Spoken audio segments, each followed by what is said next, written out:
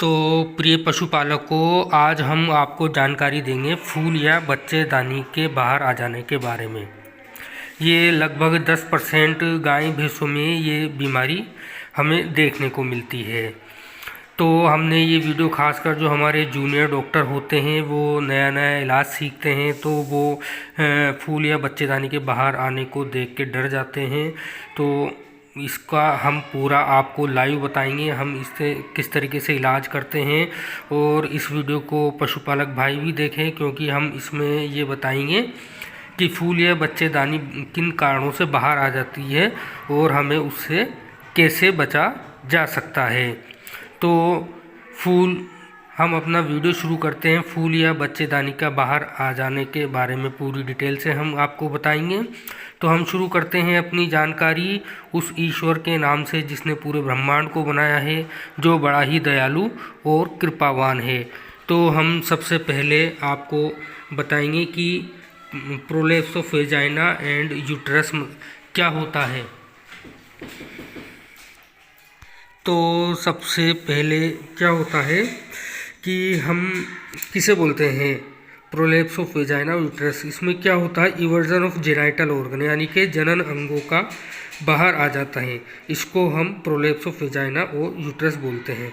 ये तो कभी तो पशु के ब्याने से पहले हो जाता है और ये पशु के ब्याने के बाद भी हो जाता है।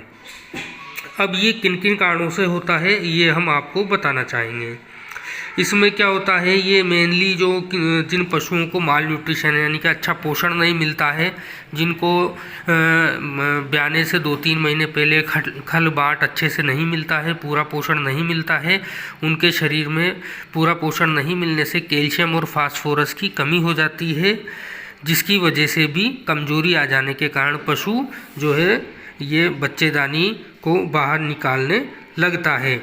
या फिर कभी कभी वो ऐसी जगह पे बैठता है जो आगे से ऊंची हो और पीछे से नीची हो, तब भी पशु बच्चेदानी को बाहर निकालने लगता है। या फिर कहीं पर पहाड़ी एरिया होते हैं, वहाँ पर जब पशु चरने के लिए जाता है तो ऊंची नीची जगह से वो गुजरता है, तो उसकी वजह से जो बच्चेदानी पे ज़ोर पड़ता है और उसकी वजह से भी बच्चेदानी यानी कि फूल बाहर आ जाने की संभावना बनी रहती है। इसके अलावा इनहेरिटेड टेंडेंसी भी होती है, मतलब ये आनुवांशिक भी होता है। कई पशुओं में मतलब अगर उनकी माँओं को ये निकालने की बीमारी होती है, फूल या बच्चेदानी निकालने की बीमारी होती है, तो उनकी जो संतानें हैं वो भी बच्चेदानी यानी कि फूल को बाहर निकाल सकती हैं। इसी के अलावा अगर पशु के शरीर में लो लेवल ऑफ प्रोजेस्टेरोन, ये एक हार्मोन होता है जो बच्चेदानी को शांत रखता है, अगर इस हार्मोन का लेवल कम हो जाता है, प्रोजेस्टेरोन हार्मोन का लेवल कम हो जाता है, तो भी पशु बच्चेदानी को बाहर निकालने लगता है। या फिर कभी कभी पशु के जो सर्विक्स है या वेजाइना है उसमें इन्फेक्शन हो जाता है, यानी कि उसमें से मवाद आती रहती है, तो उसकी वजह से भी इरिटेशन होता है और पशु बच्चेदानी यानी कि फूल को बाहर निकाल सकता है। इसके अलावा कई बार जब पशु के बच्चा फंस जाता है तो उसको जो है सही सोल करने की बजाय, जैसे दोनों पैर आ रहे हैं, केवल दोनों पैर आ रहे हैं या केवल दोनों पैरों की जगह केवल सिर आ रहा है और पशुपालक उसको खींचने लग जाते हैं, तो बहुत ज़्यादा उसको है जो खींचते हैं उसकी वजह से बच्चेदानी को इंजरी हो जाती है, तब भी बच्चेदानी यानी कि फूल के बाहर आने की संभावना बढ़ जाती है। या फिर कई बार जब पशु नेचुरल ब्रीडिंग करता है यानी कि प्राकृतिक रूप से जब वो प्रेग्नेंट होता है, तो उसको है जो जनन अंगों में जो है इंजरी हो जाती है, उसकी वजह से भी फूल या बच्चेदानी कभी कभी बाहर आ जाती है। इसके अलावा कई बार गाय या भैंस जो है उसके ब्याह जाने के बाद अगर वो जड़ है जो वो अंदर ही बनी रहती है, जड़ बाहर नहीं आती है, तो भी पशु फूल या बच्चेदानी को बाहर निकालता है। और कभी कभी गाय या भैंस को डायरिया या कॉन्स्टिपेशन यानी कि दस्त और अपच हो जाती है, जिसकी वजह से जो एडवांस यानी कि जो पशु 8-9 महीने का ज्ञापन है वो जोड़ लगाता है और उसकी वजह से वो फूल या बच्चेदानी यानी कि वेजाइनल प्रोलेप्स हो जाता है। या फिर कभी कभी हमारी गाय भैंस जब चरने जाती है तो वो ऐसे पौधे को खा लेती है जिनकी वजह से एस्ट्रोजन का सीक्रेशन यानी कि स्राव उनके शरीर में बढ़ जाता है। इनको एस्ट्रोजेनिक प्लांट बोलते हैं। इन एस्ट्रोजेनिक प्लांट को खा लेने की वजह से एस्ट्रोजन का लेवल शरीर में बढ़ जाता है, जिसकी वजह से वेजाइनल प्रोलैप्स यानी कि फूल या बच्चेदानी के बाहर आने की संभावना बनी रहती है। अब हम आपको बताना चाहेंगे कि इसमें क्या क्या सिम्टम्स नज़र आते हैं। इसमें क्या होता है, जो यूट्रस है, सर्विक्स है, वेजाइना है, ये बाहर आने लगते हैं वल्वा से। इसके बाद पशु कंटिन्यू स्ट्रेनिंग करता है यानी कि जोर लगाता है, और कई बार है जो प्रोलैप्स्ड मांस है उस पे जो है घाव बन जाते हैं। पशु बेचैन रहता है और पशु का टेम्परेचर बढ़ जाता है, कभी कभी घट भी जाता है। इसके अलावा पशु चारा पानी छोड़ देता है, और अगर हम इसका ट्रीटमेंट समय पर नहीं करें, काफ़ी समय तक बच्चेदानी बाहर बनी रहे, तो भी पशु फिर मर ही जाता है। अब हम बात करते हैं ट्रीटमेंट की। ट्रीटमेंट में हमें क्या करना चाहिए। सबसे पहले जो प्रोलैप्स्ड मांस है, जो बाहर आया हुआ पशु का जो जनन अंग है, उसको हमें एंटीसेप्टिक सॉल्यूशन से धोना चाहिए। इसके लिए हम पोटेशियम परमैंगनेट का 1 ppm सॉल्यूशन बनाते हैं। ये बहुत ही अच्छा एंटीसेप्टिक होता है। इससे हमें अच्छे से साफ़ करना चाहिए, और जब हम इसको साफ़ कर लें अच्छे से, तो उसके बाद हमें क्या करना चाहिए, इसके ऊपर ऑइंटमेंट, अच्छे से एंटीसेप्टिक ऑइंटमेंट लगाना चाहिए प्रोलैप्स्ड मांस के ऊपर। और जैसे ऑइंटमेंट में हम पोविडीन, आयोडीन वगैरह का इस्तेमाल कर सकते हैं। इसके अलावा हमें कोल्ड फोमेंटेशन करना चाहिए। मतलब जो प्रोलैप्स्ड मांस बाहर आ चुका है उस पर बर्फ़ की सिकाई करना चाहिए। उससे क्या होता है, जो प्रोलैप्स्ड मांस है उसमें जो है उसकी साइज़ भी कम हो जाती है, और एनिमल को पेन होना भी कम हो जाता है, वो स्ट्रेनिंग भी कम करता है। और प्रोलैप्स्ड मांस को जो है सुकेड़ने या कभी कभी बहुत ज़्यादा टाइम तक बाहर प्रोलैप्स्ड मांस रह जाता है तो वो उसमें स्वेलिंग आ जाती है।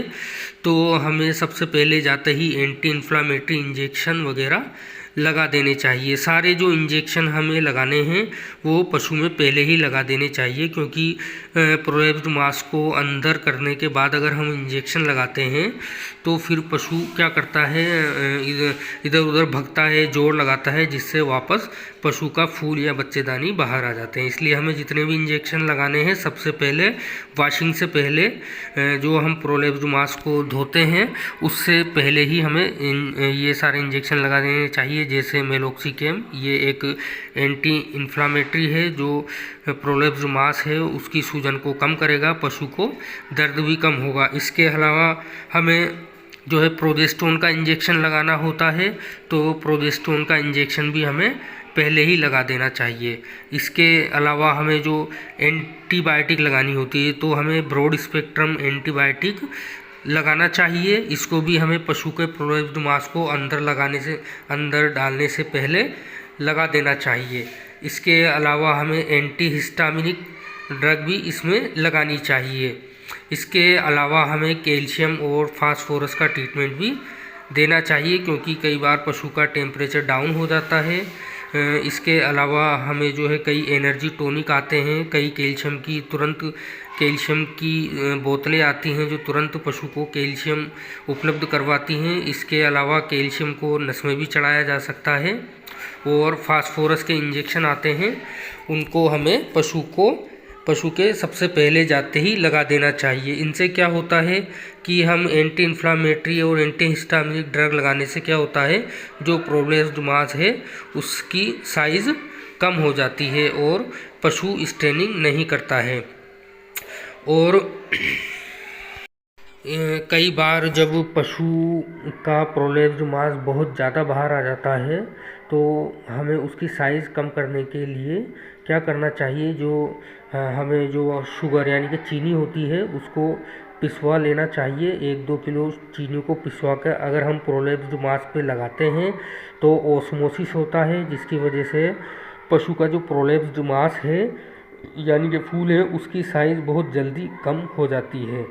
और अगर कभी कभी पूरी बच्चेदानी बाहर आ जाती है, यूट्रस तक बाहर आ जाता है, तो उसके कोटिलीडन पे जो रिटेन्ड प्लेसेंटा लगा होता है, प्लेसेंटा के जो पार्ट लगे होते हैं उनको हमें हटा देना चाहिए। एक एक करके उनको अच्छे से हटाना चाहिए। प्रोलेप्स मांस को धोना चाहिए, उस पर ऑइंटमेंट लगा करके हमें उसको अंदर करना चाहिए। मैनुअली हम उसको अंदर कर सकते हैं। इसके बाद हम रोप ट्रेस लगा सकते हैं। रोप ट्रेस यानी कि इसको देसी भाषा में बोलते हैं चूमड़ी लगाना। इसके अलावा हम सूचर भी लगा सकते हैं। और एनिमल को हमें ऐसी जगह पे खड़ा करना चाहिए जो आगे से नीची रहे और पीछे से ऊंची रहे। इसके लिए हमें क्या करना चाहिए, जहाँ पर पशु का खूंटा है, इस वीडियो में आप देख सकते हैं, ये एक पशुपालक महिला है। इनकी जो गाय है उसको वेजाइनल प्रोलेप्स हुआ था। ये एक प्रेग्नेंट केटल है। तो इनका जो ये खूंटा है इसके चारों तरफ गोलाई में हमें 5-6 इंच गहरा गड्ढा गोलाई में बना देना चाहिए। इसकी वजह से जब पशु कभी भी बैठेगा तो उसका अगला पोर्शन, ये देख सकते हैं आप, ये गोलाई में बनाना होता है। इसको अच्छे से सीख ले। कई बार मैं पशुपालकों को बताता हूँ फ़ोन पर कि भाई वो उसके आगे गड्ढा कर दो, तो पशुपालक समझ नहीं पाते हैं कि किस तरीके से गड्ढा करना है। वो समझते हैं कि पशु के हम आगे गड्ढा कर देंगे तो वो दूसरी जगह बैठ जाएगा। तो हमें क्या करना है, रस्सी को छोटी बांधनी है। हमारा जितना दूरी पे हमने ये गोलाई, जितनी गोलाई पे हमने गड्ढा बनाया है, इससे थोड़ी सी छोटी हम रस्सी बांधेंगे और ये जो गड्ढा है गोलाई में बनाएंगे। 6 से 8 इंच या 5-6 इंच गहरा होना चाहिए, ताकि जब भी पशु इसमें किसी भी पोजीशन में बैठे, ये गोलाई में रहेगा तो पशु के जो अगले पैर हैं वो हमेशा नीचे रहेंगे और पीछे का जो पोर्शन है वो ऊंचा रहेगा। इसके अलावा जो कई पशु होते हैं उनमें एंटीपार्टम प्रोलेप्स होता है, यानी कि उनके ब्याहने से पहले ही फूल या वेजाइनल प्रोलेप्स होने लगता है। तो उनको हमें क्या करना चाहिए, प्रत्येक 10 दिन पर हमें जो है प्रोजेस्टेरोन का इंजेक्शन लगाना चाहिए और उनको बाहर चरने के लिए घूमने नहीं देना चाहिए। इसके अलावा साथ साथ हम उसे अच्छा पोषण देंगे, पूर्ण पोषक देंगे, अच्छी खलबांट खिलाएंगे। अलसी की जो खली होती है वो बहुत अच्छी होती है। इसके अलावा हम कैल्शियम फास्फोरस का इंजेक्शन भी साथ में लगा सकते हैं। और अगर ब्याहने के बाद जो है फूल या बच्चेदानी बाहर आइए तो उसमें हमें जो है बच्चेदानी में दवाई डालनी चाहिए ताकि अंदर मवाद ना पड़े। अब हम आपको बताना चाहेंगे कि इन सब चीज़ों से हम कैसे बच सकते हैं, हमें क्या उपाय करना चाहिए कि हमारा जो पशु है वो बच्चेदानी को यानी कि फूल को बाहर ना निकाले। इसके लिए हमें क्या करना चाहिए, वो सारे कारण जिसकी वजह से पशु को इरिटेशन हो रहा है या स्ट्रेनिंग जिसकी वजह से कर रहा है, उन सबको हमें हटाना चाहिए। जैसे पशु के दस्त है या कॉन्स्टिपेशन है तो हमें इस प्रेग्नेंट जो एडवांस प्रेग्नेंट एनिमल है यानी कि जो गाय या भैंस 9-10 महीने के ज्ञापन है, उनके अगर दस्त या कॉन्स्टिपेशन होते हैं जिसकी वजह से वो जोड़ लगाते हैं तो हमें तुरंत से क्या करना चाहिए, डायरिया और कॉन्स्टिपेशन का इलाज करवाना चाहिए ताकि पशु जोड़ ना लगाए। इसके अलावा हमें पशु को खुले में दिन भर के लिए चरने नहीं भेजना देना चाहिए, क्योंकि जब पशु खुले में चरने जाता है तो वो ऊंची नीची जगह से गुज़रता है, जिसकी वजह से जो एडवांस प्रेग्नेंट एनिमल है यानी कि जो गाय या भैंस 9-10 महीने की गाभन है उसकी बच्चेदानी पे जोर पड़ता है और वो जोड़ लगाने लग जाती है और इससे वेजाइनल प्रोलेप्स यानी कि फूल या बच्चेदानी के बाहर आ जाने की संभावना हो जाती है। और जब पशु चरने जाता है तो वहाँ पर वो एस्ट्रोजेनिक प्लांट यानी कि ऐसे पौधे भी खा लेता है जिनकी वजह से पशु के शरीर में एस्ट्रोजन की मात्रा बढ़ जाती है। तो हमें पशु को खुले में चरने नहीं देना चाहिए। इसके अलावा हमें क्या करना चाहिए, जब पशु ब्याह रहा होता है तो हमें अननेसेसरी अनावश्यक उसके ऊपर जो है ज़ोर नहीं देना चाहिए। बच्चों को ज़्यादा ज़ोर से नहीं खींचना चाहिए, नहीं तो फिर क्या होता है कि पशु जो है उसमें क्या होता है, जोर लगाने से पशु बच्चेदानी को चोट यानी कि इंजरी हो जाती है। इसके लिए हमें पशु चिकित्सक को बुलाकर, अगर आपका गाय या भैंस ब्याह नहीं रहे हैं यानी कि उनके डिस्टोकिया हो गया है, तो एक अच्छे पशु चिकित्सक को बुला करके उसको हमें ठीक करवाना चाहिए। अगर पशुपालक खुद ही सिर को पकड़ के या पैरों को पकड़ के खींचने लगते हैं तो उसकी वजह से क्या होता है कि पशु की बच्चेदानी जो है इंजर्ड हो जाती है, वो चोटिल हो जाती है, उसकी वजह से भी बच्चेदानी बाहर आने लगती है। और इसके अलावा क्या होता है, कभी कभी पशु गाय या भैंस के ब्याह जाने के बाद उनके अंदर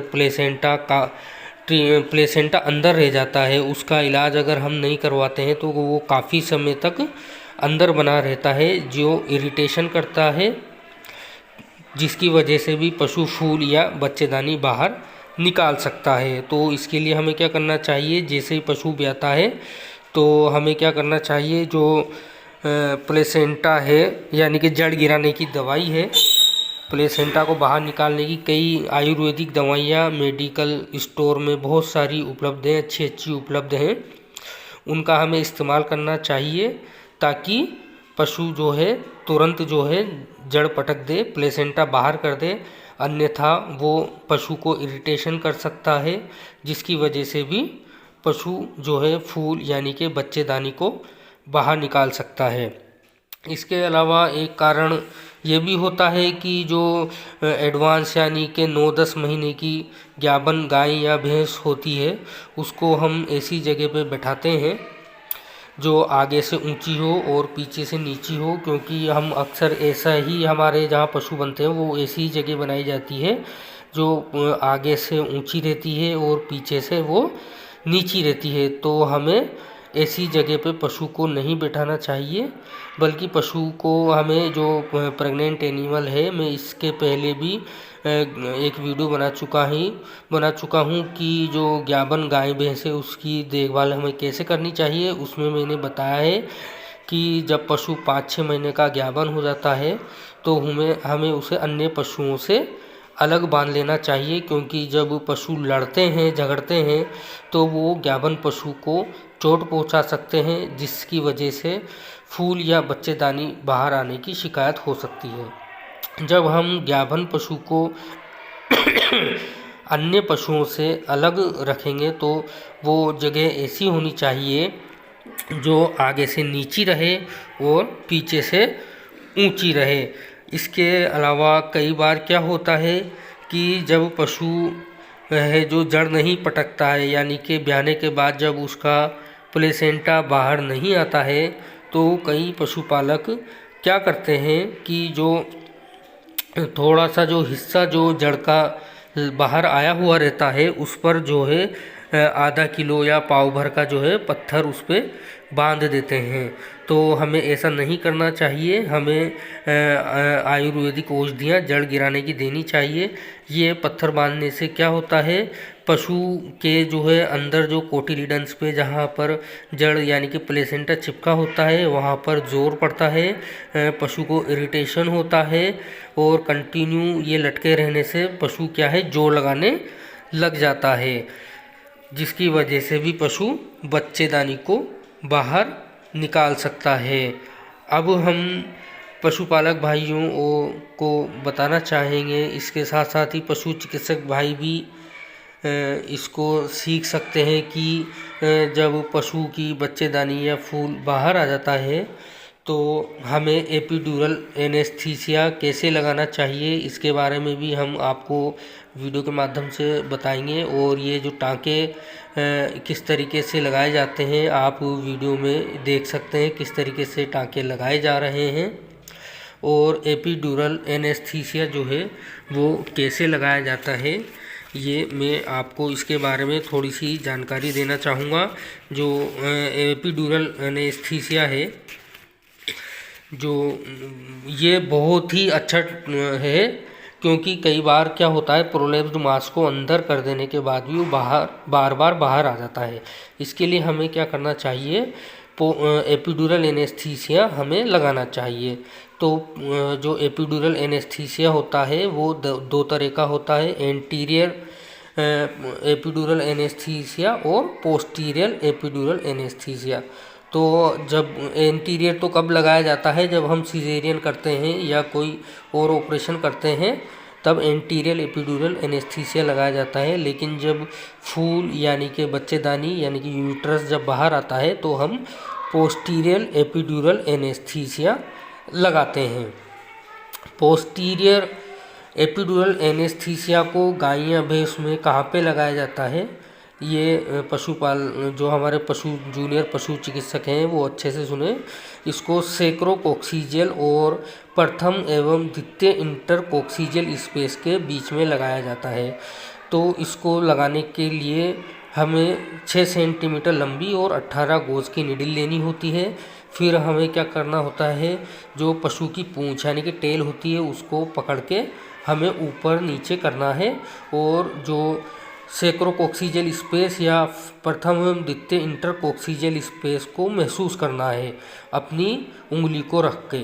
और फिर उस पर ये 6 सेंटीमीटर लंबी और 18 गोज की नीडल में हम 10 से 15 ml लोकल एनेस्थेटिक मतलब लिग्नोकेन 2% लिग्नोकेन उसमें लेंगे, 10 से 15 ml लेंगे। ये पशु के बॉडी वेट के ऊपर डिपेंड करता है कि हम कितना ml लेते हैं।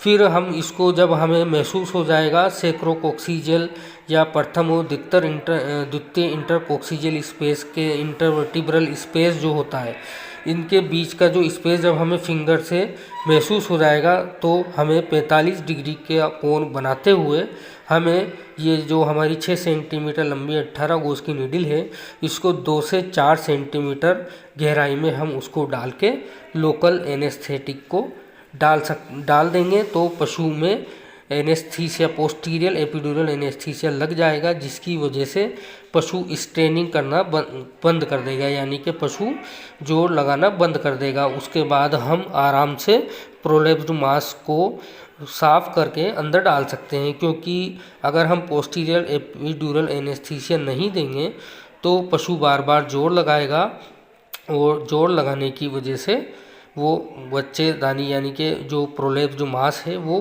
बाहर आता रहेगा। तो हमें ये पोस्टीरियर एपिड्यूरल एनेस्थीसिया हमें लगाना चाहिए।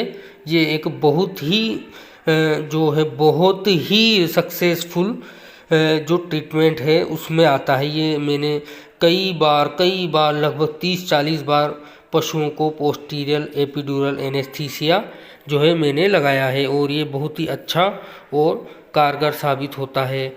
इसके अलावा मैं पशुपालक भाइयों को बताना चाहूँगा कि जिन पशुओं में जो है फूल या बच्चेदानी के बाहर आने की शिकायत रहती है वो एक गेस्टाप्रोजन नाम का एक पाउडर आता है।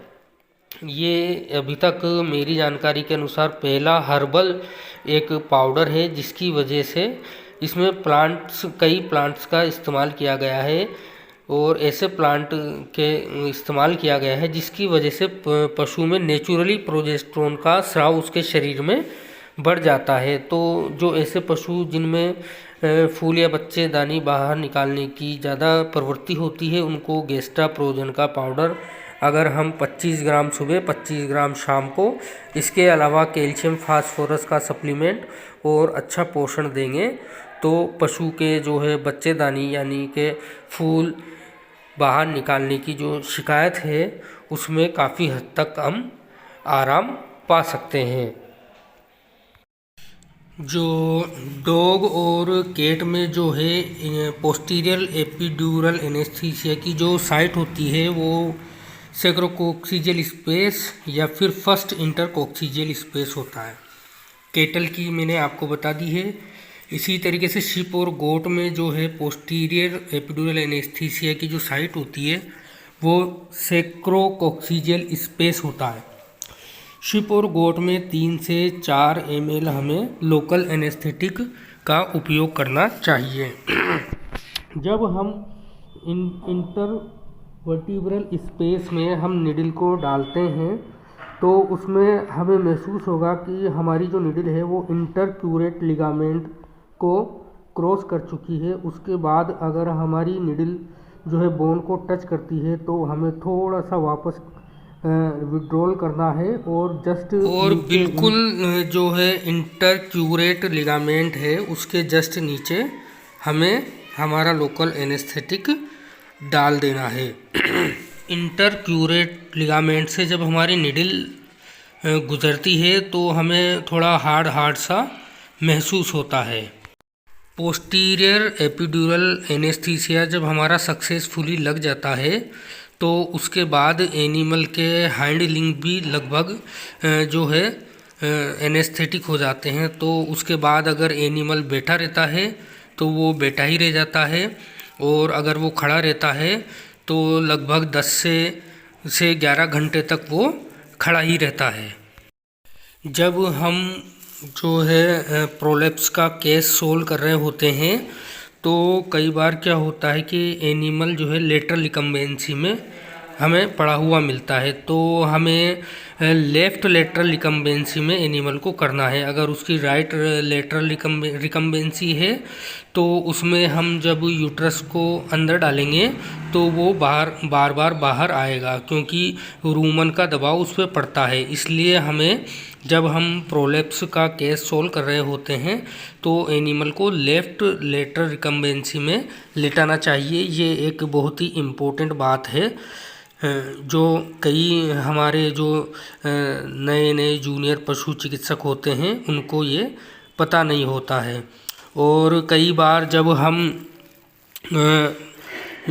प्रोलेप्स का केस सोल्व कर रहे होते हैं तो जो यूट्रस होता है वो बार बार बाहर आता है, तो उसके लिए हमें क्या करना चाहिए, 5-6 इंच मोटा जो है भूसे को एक हमें प्लास्टिक के थैले में भर करके और प्लास्टिक के थैले में भर के 5-6 इंच मोटाई कर लेनी चाहिए, और जो ऑक्स कोक्सी है उसके नीचे रख देना चाहिए। उससे क्या है, एनिमल जो लेफ़्ट लेटरल रिकम्बेंसी में है वो ऑक्स कोक्सी के नीचे भूसा भर के रख देने से थोड़ा सा ऊपर हो जाता है, तो उसकी जो यूट्रस है फिर वो बार बार बाहर नहीं आता है।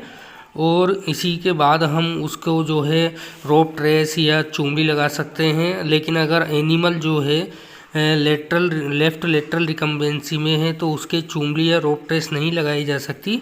इसके लिए फिर हमें डायरेक्ट जो वल्वर फ्लैप होते हैं वहाँ पर जो है हमें टाँके लगाने पड़ते हैं, सूचर लगाने पड़ते हैं। उसमें जो सक्सेस की है वो मैं आपको बताना चाहूँगा। प्रोलेप्स के केस में सक्सेस की है वो है पोस्टीरियर एपिड्यूरल एनेस्थीसिया का सही लग जाना। अगर हमारा पोस्टीरियर एपिड्यूरल एनेस्थीसिया सही से लग जाता है तो हम आराम से जो है बिल्कुल आसानी से प्रोलेप्स का केस सोल्व कर सकते हैं, क्योंकि उसके बाद जो है एनिमल स्ट्रेनिंग करना बंद कर देता है। इसलिए पोस्टीरियर एपिड्यूरल एनेस्थीसिया हमें अच्छे से लगाना आना चाहिए। और जो जितने भी प्रोलेप्स के केस हैं वो अधिकतर रात में आते हैं, 10 बजे, 11 बजे, 12 बजे, 1 बजे, 2 बजे। तो पशु चिकित्सक भाइयों को इसके लिए तैयार रहना चाहिए कि हमें रात में भी प्रोलेप्स का केस सोल्व करना चाहिए, चाहे सर्दी का मौसम हो, गर्मी का मौसम हो या बरसात का मौसम है, क्योंकि जो प्रोलेप्स के केस होते हैं वो अक्सर रात में ही आते हैं। तो ये मेरी तरफ से लगभग मैंने ज़्यादातर जानकारी आपको प्रोलेप्स के केस से संबंधित दे दी है। मैंने लगभग 30 से 40 प्रोलेप्स के केस जो है मैंने अब तक सोल्व किए हैं। इनमें अक्सर जितने भी प्रोलेप्स के केस हैं वो मैंने रात में ही सोल्व किए हैं। और इस तरीके की कई जानकारियाँ आप हमारे YouTube channel animal vet care पर पा सकते हैं। उसमें हमने कई तरीके की जानकारियाँ उपलब्ध करवाई है। इससे पशुपालक भी लाभ उठा सकते हैं और जो जूनियर पशु चिकित्सक हैं वो भी अच्छी अच्छी जानकारियाँ यहाँ से प्राप्त कर सकते हैं। धन्यवाद।